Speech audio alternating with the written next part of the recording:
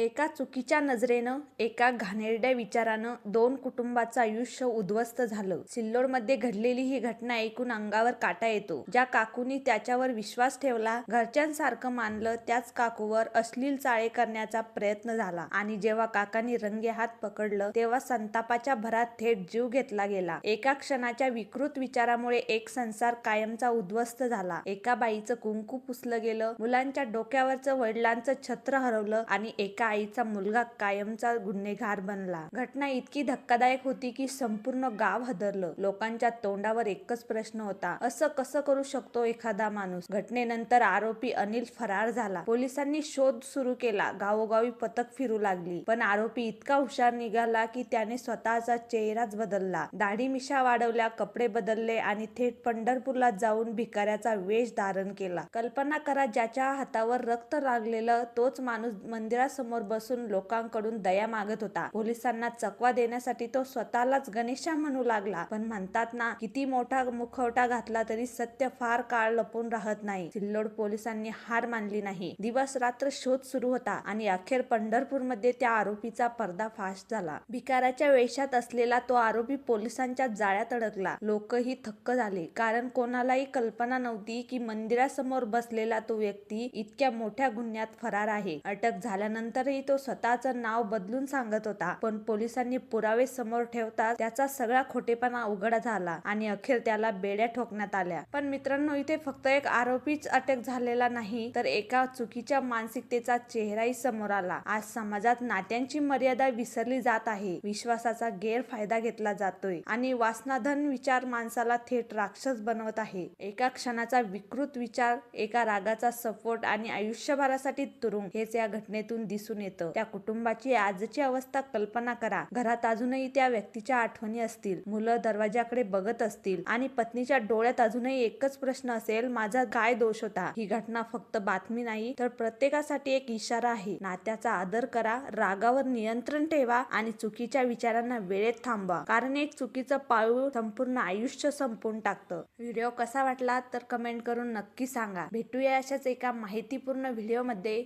तोपर्यंत धन्यवाद.